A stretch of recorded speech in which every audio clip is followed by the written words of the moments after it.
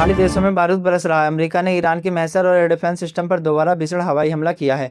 Hormuz जलडमरू पूरी तरह बंद होने के कगार पर है, जिससे पूरी दुनिया में कच्चे तेल की कीमतें अचानक आसमान छूने लगी हैं। समुद्र में भारतीय क्रू मेंबर वाले एक कमर्शियल जहाज पर ओमान के पास हमला हुआ, जिसमें एक भारतीय नागरिक लापता है। इस घटना के तुरंत बाद अमेरिकी सेना ने IRGC के ठिकानों पर ताबड़तोड़ बम बरसाए। ईरान के पूर्व सर्वोच्च नेता अली खामनेई की अंत्येष्टि के बाद वहां माहौल बेहद तनावपूर्ण है। नए नेतृत्व ने अमेरिका से अपने पिता की मौत के बदला लेने की कसम खाई है, जिससे युद्ध और भड़क गया है। ईरान और अमेरिका की इस जंग की आग अब दूसरे देशों तक फैल गई है। कतर, UAE और बहरीन जैसे देशों पर मिसाइलें दागी गईं, जिसके बाद पूरे पश्चिम एशिया में रेड अलर्ट घोषित कर दिया है।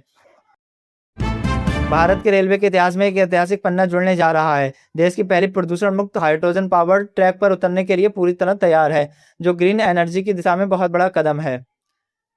दिल्ली में संसद का मानसून सत्र शुरू होते ही विपक्ष ने आक्रामक रुख अपना लिया। विपक्षी पार्टियों ने इस बार नीट परीक्षा में गड़बड़ी और अयोध्या में चंदे से जुड़े मुद्दों पर सरकार को घेरने की बड़ी रणनीति बना चुकी है।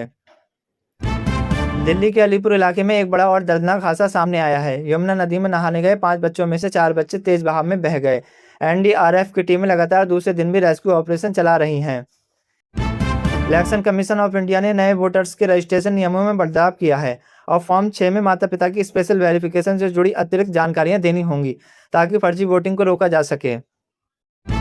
राजधानी दिल्ली को प्रदूषण मुक्त बनाने के लिए सरकार ने बड़ा चाबुक चलाया है। साल 2028 से पहले दिल्ली की बिकने वाली सभी नई दोपहिया वाहनों पर केवल इलेक्ट्रिक होना अनिवार्य कर दिया गया है।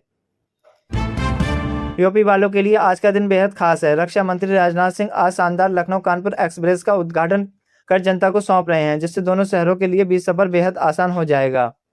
उत्तर प्रदेश में मानसून की रफ्तार पर अचानक ब्रेक लग गया है। मौसम विभाग के अनुसार अगले 5 दिनों तक सूबे में कई हिस्सों में तेज धूप निकलने और गर्मी का पारा लगातार ऊपर चढ़ रहा होगा।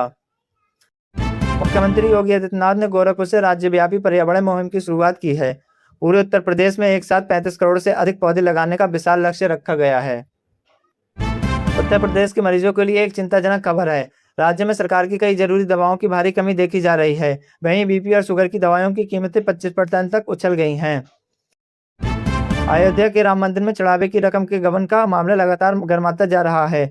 जांच एजेंसियों की पूछताछ में आरोपियों ने खुलासा किया है कि उन्होंने करोड़ों की रकम को करीबियों के बैंक खाते में ट्रांसफर किया था। यूपी STF की टीम ने डिजिटल अरेस्ट और साइबर फ्रॉड करने वाले एक बहुत बड़े गिरोह का पर्दाफाश किया है। छापेमारी के दौरान गैंग के 4 मुख्य आरोपियों को भारी मात्रा में गैजेट के साथ दबोचा गया। पश्चिम बंगाल की कानून व्यवस्था को सख्त करने के लिए आज से गुंडा एक्ट दमन कानून लागू किया गया है। इस कानून के तहत ड्रग्स तस्करी, मानव तस्करी और सेकंड चलाने वालों की आसानी से जमानत नहीं हो पाएगी। मौसम विभाग ने यूपी, बिहार, मध्य प्रदेश और छत्तीसगढ़ समेत देश के 17 राज्यों में भारी बारिश, तूफान की चेतावनी जारी की है। इस दौरान हवा की रफ्तार 80 किलोमीटर प्रति घंटा तक पहुंच सकती है। हिमाचल के कुल्लू और कश्मीर के पहलगाम में बादल फटने से अचानक आई बाढ़ ने तबाही मचा दी है। उत्तराखंड के हाइड्रोजन प्रोजेक्ट के पास हुए विशाल लैंडस्लाइड में कई मशीनों और गाड़ियां मलबे में दब गई हैं। राजस्थान के सरकारी अस्पतालों से एक बेहद विचलित करने वाली खबर है। पिछले 2 महीने के भीतर प्रसव के दौरान 18 महिलाओं की जान जा चुकी है, जिसके बाद पूर्व CM ने केंद्रीय जांच की मांग की है।